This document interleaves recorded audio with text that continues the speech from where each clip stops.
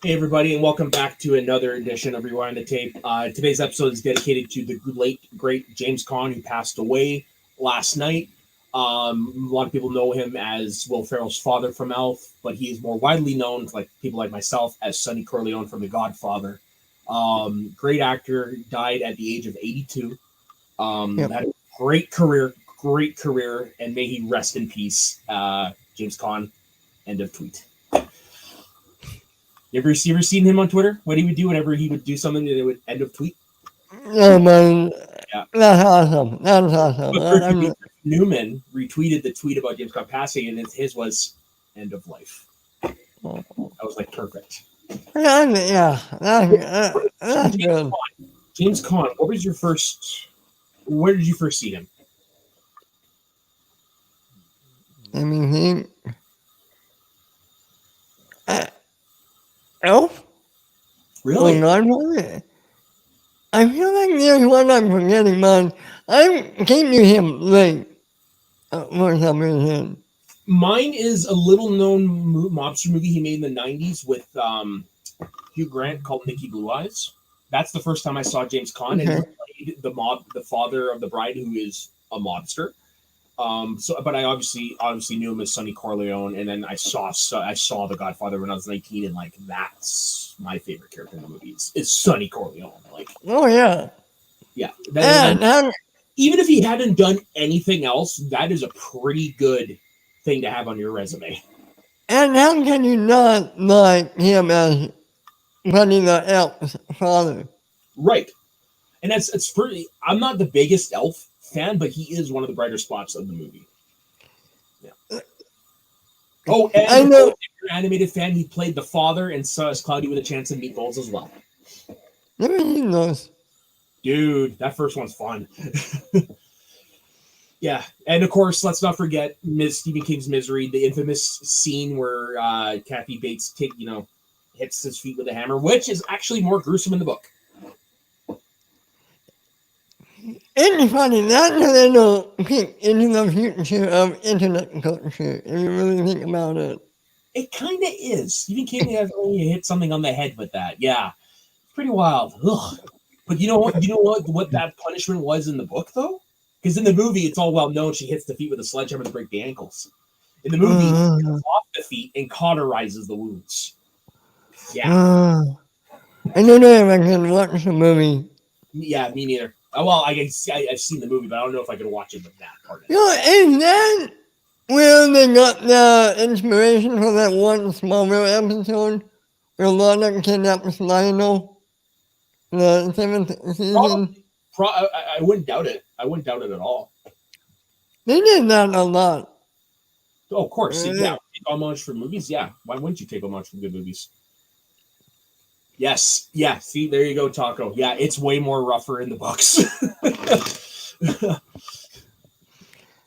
But can we talk about James Caan today and not talk about the movie that we're here to talk about? No, we have to do the movie we're here to talk about because we agreed to it. Independence Day Resurgence. Probably one of the worst received sequels I've ever seen. But I'm not gonna lie. I didn't hate it. It's a movie I'll go back and rewatch. No, but it was it was okay. It's not terrible, but it's missing that. I'll be honest, it's missing that Will Smith charm the first one had. Yeah, it's definitely missing that it factor. And I mean, at this point, one of the things that worked was you have a bunch of people who don't have the technology and the know-how necessarily to fight on an invasion, but they end up succeeding in the day. Whereas in this one, they've taken the technology from the first one and they made themselves into this force. So it's just like it's kind of hard to root for the underdog in this one. And okay, I'm cutting ahead a little bit. I'm sorry, but one of the things that really pissed me off in the first one, Jeff Goldblum and his ex-wife were all about rekindling their relationship, right? Yeah. Is she in this one? Is she? But shit happens in 20 years, then. What, not even a mention? Not even a one a line? It's not the only character. No, but she was a main character in the first one. Oh, she was, but yeah, I don't know why she never came back. But it's just one of those, you don't have to have everybody be together. Honestly, I didn't miss her. What would she have done? The only thing I can think of is she could replace CeeLo Ward as the president. Yeah, that would have been interesting. That would have been interesting. Yeah, I mean that's fair. But I mean, if I'm being honest, I didn't miss her. Okay, another thing I want to bring up. There's a commercial with Bill Pullman out there giving a new variation of the speech. Mm-hmm. There's 1 minute and 30-second ad is better than the whole movie put together. Oh, that's fair. That's fair. They nailed that character in that commercial. Yeah, that's all I wanted to say. To be honest, I kind of like what they did with this character here. I kind of like how 20 years later they're still feeling those effects. Like there are things in this that I think were the idea was good, but the execution wasn't always on point. That makes sense. And I have to say, I have a smartphone, Judge Hirsch. Oh, Judge Hirsch is the best. He didn't look like he aged a day. No, not at all. Yeah, I think he looked older in the first one. I forget, in the first one, did Harvey Feinstein die? Yes. He must He have. was one of the Okay. characters that died in the because he was on his way driving to his mom. He was on the phone with his therapist, and yeah, he died at the beginning.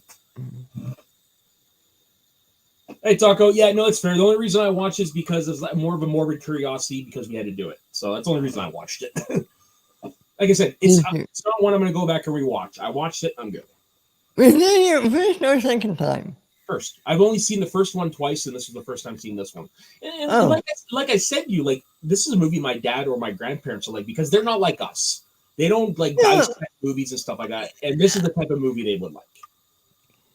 You know, when you, even as a casual movie fan, putting yourself in that spot, Yep. would you put this in the same category as the first one? No, God, no. Okay. No, God, no. Okay. No. I mean, the first one, you can clearly see that there is that significant distance in terms of how good it is, but Right. I wouldn't put it in that category. Like, this is one that's like, hey, if you guys want to watch a movie, here, let's watch this. It'll be fun, sort of thing. You're saying Brett Spiner is a hoot. Brett Spiner is always a hoot. I love, his reawakening scene was probably the best scene of his in the movie. Of course, it's a total retcon, but it was good. It was, and it was, because we just watched the other one last week. It's like they clearly made it look like he was dead. Yeah, he died. Come on, man, he died. Yeah, Brackish Oaken. That's a weird name for a character. Yeah. So shall we just get into it then? Yeah, go ahead. The story opens in outer space on the alien mothership.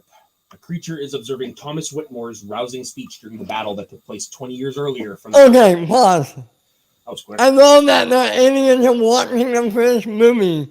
They gave me a big smile. Pretty much. That's what it is. They're just, who brought this VHS tape on board? If you had an Apple Macintosh able to give you a computer virus, why couldn't you watch a VHS tape out in space? That is true. Yeah, they were who knows? On transmission. Maybe. The creature growls, but it's just a nightmare that Whitmore wakes up from in a jolt. Whitmore's daughter, Patricia, portrayed by Micah Monroe in this movie, works for current President Elizabeth Lanford. Patty was a pilot for the military, but she resigned to take care of her father as he is more frail and disturbed after the invasion. She's friends with Dylan Dubrow Hiller, Jesse T. Usher, son of Stephen Hiller, who died in the years since the battle. Dylan is captain of the military pilots, and after the battle, the so-called Earth Space Defense was established, with Area 51 becoming its headquarters, which I kind of like. It makes sense for Area 51 to be the headquarters for that. Dylan was the same character in the first one, It's right? just a different actor. Okay, apparently in between movies he became his biological son instead of his stepson. or a day he adopted him. Okay, fair enough. Patty's fiance, Jake Morrison, played by Liam Hemsworth, is on a base. Professor Hemsworth. No, the lesser Hemsworth is the third brother that we don't really know much about. That's the lesser Hemsworth. This is the mid Hemsworth. Patty's fiance, Jake Morrison, is on a base on the moon working on a machine with his best friend Charlie. The machine loosens and nearly collapses onto the base, but Jake uses his pod to lift it and secure it in place. He later gets chewed out by his superior, General Zhang Lao. Do you recognize the actor Zhang Lao? I don't know, who is it? He looks, if I'm not mistaken, I think he's the mob boss that Batman went and got. Okay, yeah, I think you're right. I think you're right. Chin Hao. Yes, sir. Him in the Dark Knight. Yep. Nice. Hold on, I just lost the summary. Damn it! I shouldn't have done that. Shame. Everybody in this movie, so who gives a shit? Okay. General Joshua Adams, played by the great William Fichtner, is brought to the prison. Sorry? I forgot he was in this movie. I love William Fichtner. And apparently his character is in the first movie, too. I don't think it's played by him, but I think that his character is in the first movie. Interesting. Okay. Yeah, General Adams is brought to the prison of some captive aliens that were kept alive since the first battle. It's mentioned that for the past 20 years, they have been catatonic, but suddenly, a couple of hours ago, they all became animated and agitated. No. In Africa, David Levinson arrives with Floyd Rosenberg. Levinson, of course, is the great Jeff Goldblum, and Floyd Rosenberg is somebody I've never seen before, named Nicholas Wright. At a base to meet Warlord Dikembe Mbutu, played by Diobia Opare. Hopefully I said that right. David runs into an old flame, Dr. Catherine Marco, played by Charlotte Gainsbourg, for those who've seen Lars von Trier's Nymphomania. They are at don't watch it. They are at the site of alien. Don't trust me. That it's no. You should be on that money. That's all I want to know. It's like worse than NC-17. Okay, all right. That gives you an idea. They're at the site of a crashed alien ship, one that has a new shape and configuration they've never seen. Levinson and Marco determine that the ship was drilling into the Earth at that point. However, they're unable to determine exactly why. Mbutu tells them how he and his men fought the aliens and seized their weapons. Mbutu claims to have seen visions involving the aliens, and the ship they found has also sent a distress call to its home planet. The pilots on the moon get a visit from Jiang's niece, Rain, played by Angela Baby, who apparently is a pop star. When American directors really wanted to cater to the Japanese or is it the Chinese crowd? It's the Chinese, because the Chinese, I know at one point, was starting to overtake America as the bigger box office market. Right, and yeah, I think the Transformers franchise is well known for this too. It's the worst abuser of that. Let's just put it that way. Yeah. Whom Charlie becomes smitten with. Dylan also shows up, causing friction since Jake almost accidentally killed him during training. Dylan returns a favor by punching Jake in the face. They are both harshly admonished by Zhang. I don't remember, even though I just watched this last night. They never really got into that anymore. They just kind of left it after that. Yeah. Weird. That's a movie on a nutshell. It's all surface level, and they really don't go into that much. Yeah. That's a bummer. I mean, that's one of the things that made the first movie what it was the characters. And that's the biggest problem, in my opinion. Like, characters are forgettable. You don't care about them like you do in the first one, and yeah, it sucks. Alright, continue, I'm sorry. It notices a spherical craft approaching them. It was also seen on Earth by those in Africa and those on Lanford's staff. Considering it a threat, Lanford orders the craft to be shot down. The Moon team fires its laser cannon at it, sending it hurtling backwards. All teams celebrate, thinking they have scored another victory against aliens. In Africa, Jake arrives in his shuttle to pick up David, Catherine, Ubuntu, and Floyd to the crash site of the craft on the moon, where they find a large container and recover it. We cut to David's elderly father, Julius, the great Judd Hirsch, at a retirement home where he advertises a book in which he claims he was responsible for saving the planet. Well, hey, whoa. He may not have done much, but he's the one that gave the idea to David. Interesting, man. Technically.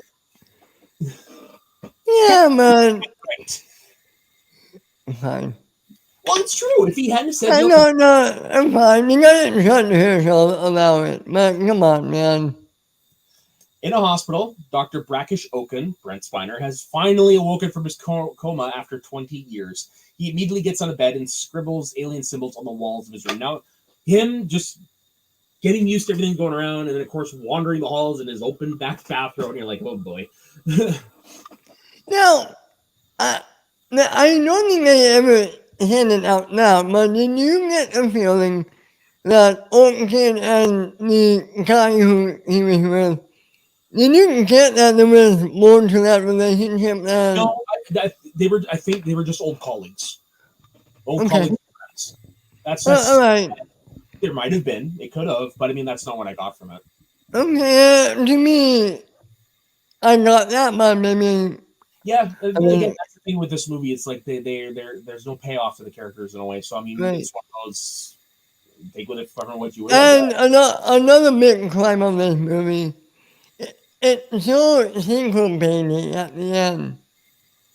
That's the thing. There was plans originally to do a third one, and it all hinged on how well the first one did the sequel did the box office. And of course, yeah, it still made like $300 million in the box office, but not enough to warrant a sequel. No. On Earth in Washington, D.C., a celebration is held for shooting down the craft and for the 20th anniversary of the victory over the invaders.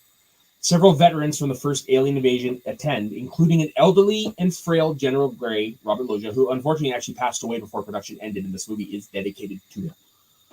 Oh, well, I might have missed that. Yeah. Lanford credits the Moon team for their effort. Thomas walks up to speak unexpectedly, but as he is introduced, he tries to warn everyone that they're coming back.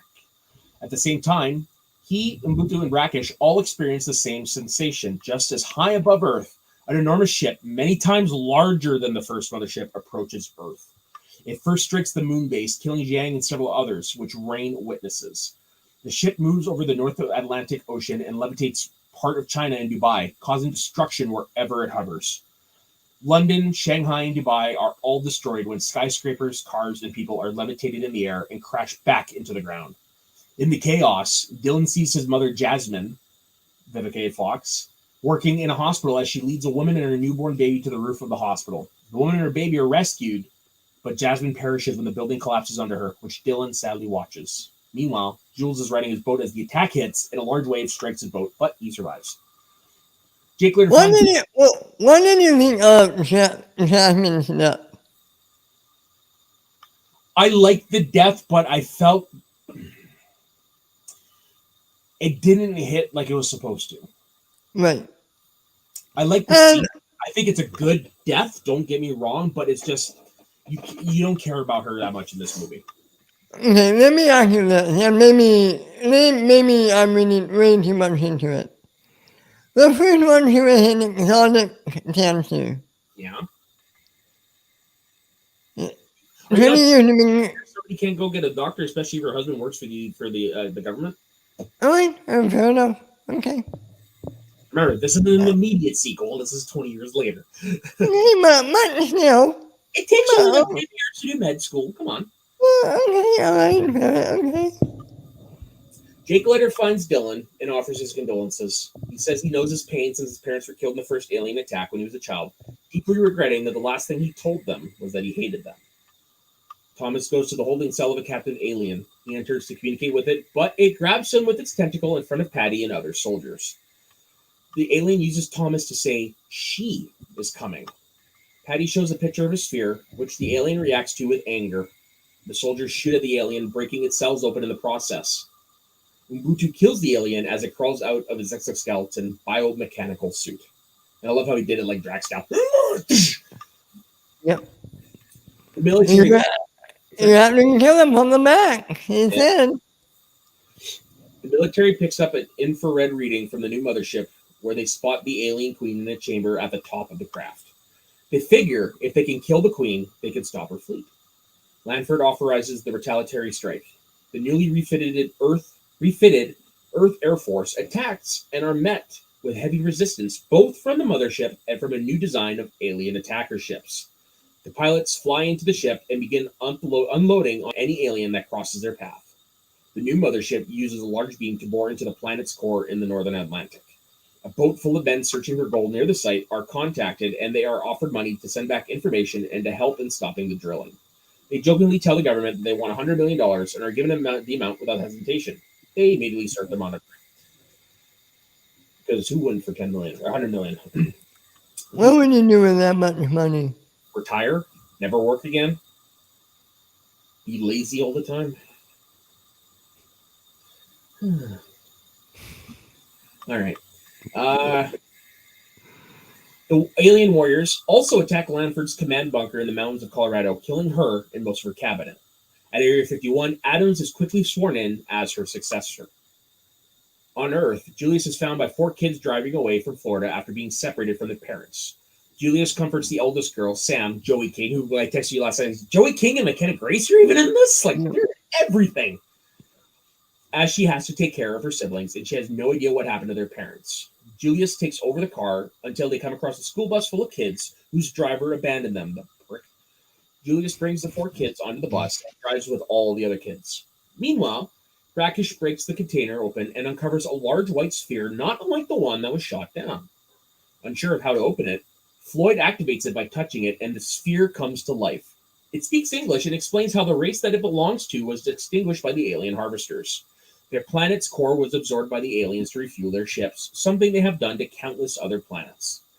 The sphere also states how it attempted to evacuate Earth, but couldn't since the Moon team shot down the ship needed for the evacuation. In other words, goddamn trigger-happy Americans. Yeah. Fuck you. Am I wrong? No, how do I go about getting a Canadian citizenship? I'll work on it. As the pilots head towards the Queen, they start to realize it's a trap, and as she knows they're coming. The aliens disable the pilots' jets and weapon systems with an EMP-like blast. Jake, Dylan, Charlie, and Rain all manage to escape before they are killed. The Queen's chamber aboard the large ship separates and flies off, looking for the alien sphere. A plan is formed to lure the Queen out to an isolated area where they can kill it with a nuclear weapon. Patty volunteers to head the attack, but Thomas makes it out before he can, knowing it's going to kill him. And I thought that was pretty cool. Him coming out, clean shaven, and it's like, that's the president. I need one of like to see more of him throughout the movie. Yeah. And whatever. The pilots all get ready to fight as David prepares himself at the site of the attack. Thomas flies into the ship as the Queen's shields go down. Once she is in the trap, Thomas detonates the bomb, destroying the ship at the cost of his life. Everyone celebrates prematurely as they think the Queen is dead. She's actually very much alive. The enraged Queen, which stands over 100 feet high, rampages. This is so stupid. This is so stupid. Rampages through the deserted area, attacking the pilots trying to strike her down. It's like God's all. So stupid. I'm sorry. Why are you apologizing? It's your opinion. You don't need to apologize for your opinion. You really are more Canadian than you think. I know, right? Eh? Yes. Where was I in there? The drill is also closer to the core by the minute. As this happens, Julius drives the bus towards David's location. The Queen moves to attack at the bus, and Patty flies her jet above the Queen and fires at her shields. She manages to bring them down as the Queen's fleet starts swarming around her for protection. Jake, Dylan, Charlie, and Rain fly around in the swarm, trying to gain enough speed to break away for a new assault. They break free and shoot at the Queen from behind. She is mortally wounded and bursts out of her exoskeleton and flails around until she collapses and finally dies. The other aliens are brought down and the drilling ceases. Earth is saved once again.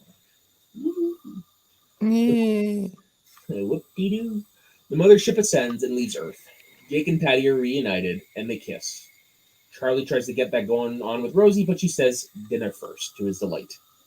Rakish then approaches the pilots and his son with the sphere, stating that it can offer them new technology and weapons should they take the fight against the aliens in the space before they come back.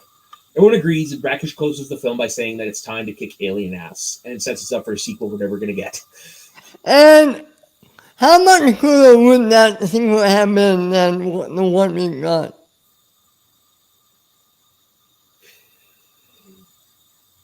If they took their time and fleshed out the characters, I think it would be better. But I know it's all hindsight, and I know I'm just bitching about this movie. I'm sorry. And I'm complaining too much. we both agreed it's not the best movie. Like I said, it's perfectly fine. It's a movie like it could be a background movie where you're cleaning, or like I said, something my family would enjoy. But yeah, no, overall, it's just it. It's like all those other movies of that time, trying to be Independence Day but not quite hitting the mark. Right.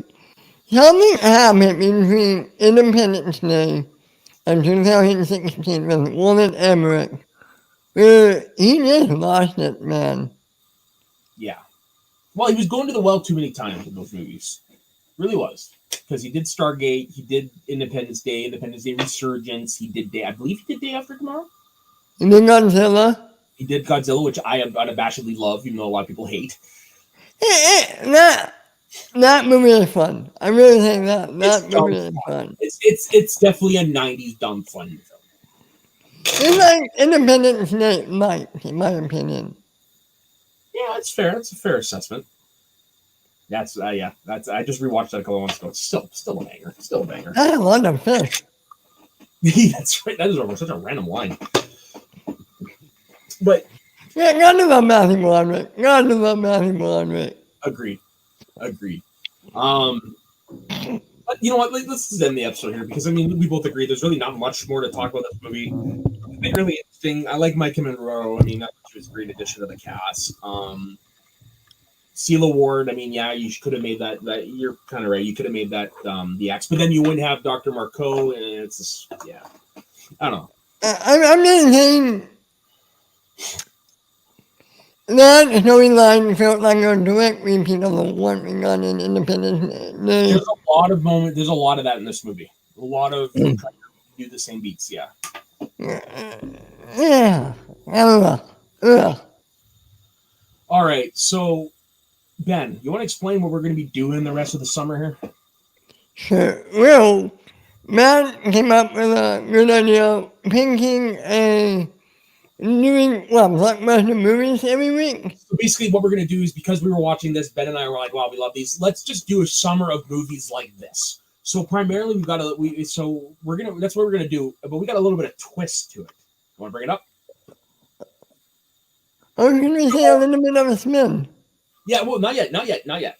So we decided we're going to throw them on a wheel, and we're going to let them go to chance. Now, these are the movies that are on the wheel: Godzilla vs. Kong, 1998 Godzilla, Armageddon, Van Helsing, Cliffhanger, The Phantom, The Mummy, the best Mummy movie, 1999's Mummy, Yep, agreed.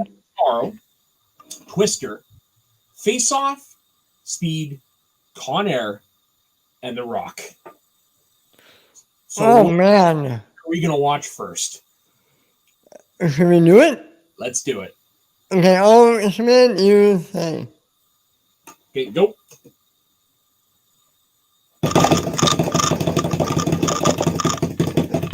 Come on. Day After Tomorrow. Perfect. So the Day After Tomorrow, folks, that is definitely what we are going to be watching. I have not seen this movie in full, so this is going to be interesting. I've only seen everything after the disaster hits. I've never seen it. Period. Well, then this should be fun. Yep.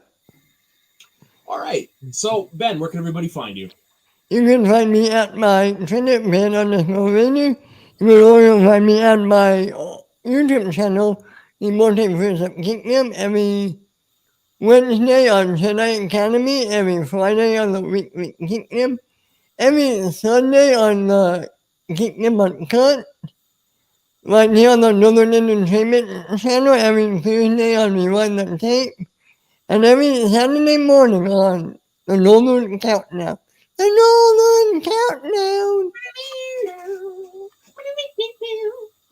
And as for myself, soda underscore the underscore Saxman over on Instagram and Twitter. You can find me in all the shows that Ben has mentioned on this channel, as well as the Squared Slice every Wednesday night, where myself and Dustin, we just talk about whatever the hell we want about wrestling. And then, of course, Saturday afternoons over on the Dropkicks, over on the Let's Get Ready Network, the wrestling show over there, which we announced this week that after episode 400, we're going to be rebranding the show. And I've seen the I've seen the new logo, and it's pretty nice. So on behalf of myself and Ben and everyone here at the Northern Entertainment Group, thank you very much. Let us know what you think of this pile of sequel, Independence Day Resurgence. And apologies to Bad movie. Hey, apologies to Dennis Den for having to see this on his birthday when it came out. So thank you very much, everybody, and we will see you next week as we rewind the tape on the day after tomorrow. Have a good evening, folks, and we will see you.